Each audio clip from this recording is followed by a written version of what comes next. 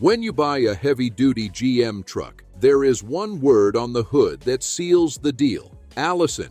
It is the most legendary name in towing. It means bulletproof. It means military grade.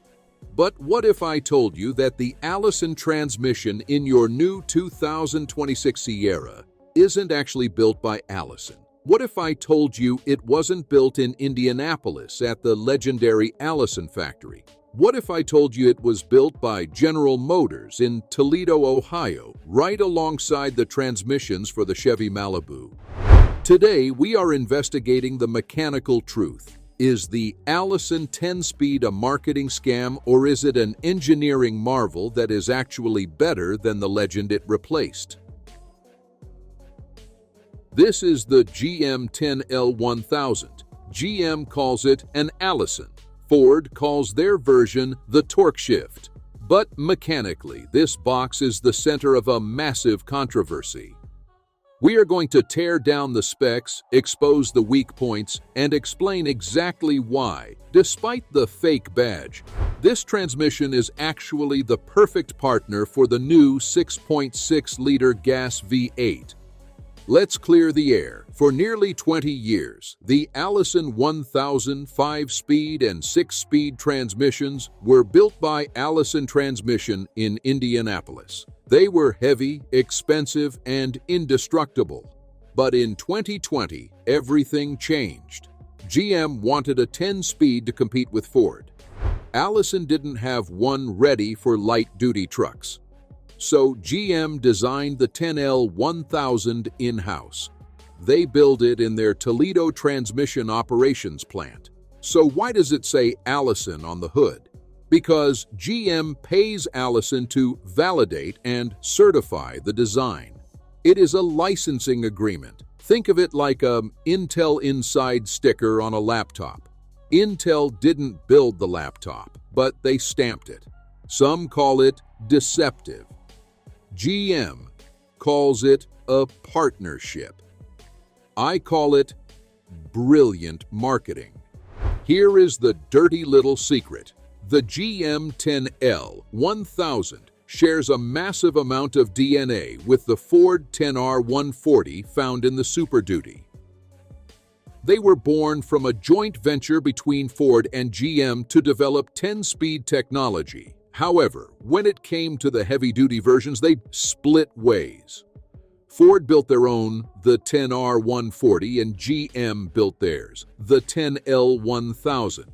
Now the Ford fanboys will tell you the 10R140 is stronger. And physically, they might be right. The Ford has a larger fluid pump and anodized drums.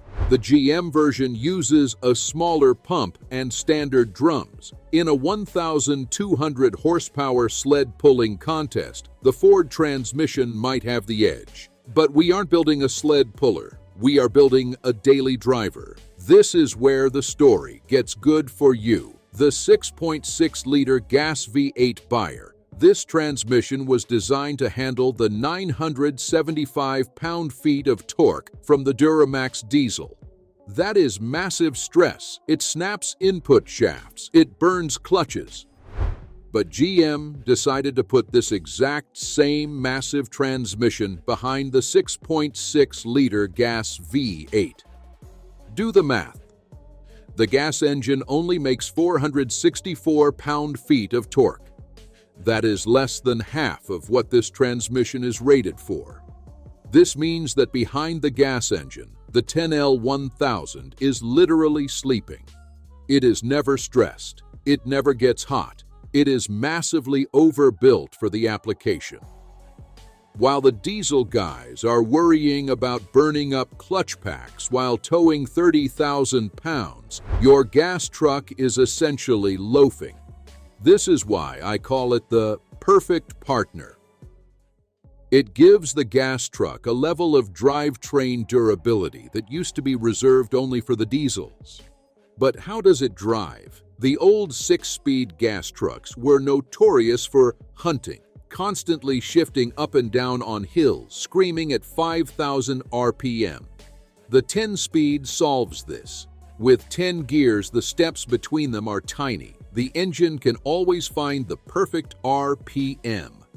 It keeps the 6.6-liter V8 right in its power band, making it feel punchier and stronger than the numbers suggest. It can also skip shift. If you are unloaded, it might go from first to third to fifth, shifting smooth as butter.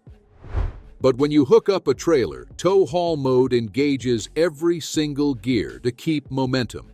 It transforms the driving experience of the gas truck. I promised you the truth, so we have to talk about the problems. The 10L1000 isn't perfect. The number one failure point? The valve body. We have seen reports of valve bodies having casting issues or debris causing valves to stick, leading to harsh shifts or service transmission messages. There have also been issues with the CDF drum bushing, moving and blocking oil holes. However, and this is critical, these failures are significantly more common on the high-torque diesel applications. The lower vibration and lower torque stress of the gas engine seems to protect the transmission from many of these mechanical failures. It's another win for the gas rebellion. So is it a real Allison? Technically, no. It's a GM transmission with an Allison stamp of approval. But does it matter? Also, no. What matters is that GM gave us a heavy-duty diesel-grade transmission in a gas truck. They didn't give us a watered-down light-duty version. They gave us the big boy, and because you are pairing it with the 6.6-liter gas engine, you are getting a drivetrain that is effectively bulletproof. You get the Allison durability without the diesel price tag. The transmission is a beast, but a transmission is nothing without a heart. And the heart of this truck, the new 6.6-liter iron block V8, is arguably even more impressive. If you want to know why that engine is the king of reliability, you need to watch this video right here. I break down the cast iron block, the forged internals, and why it destroys the Ford Godzilla. Click right here to watch the full deep dive on the engine. I'm SUV Squad. Thanks for watching.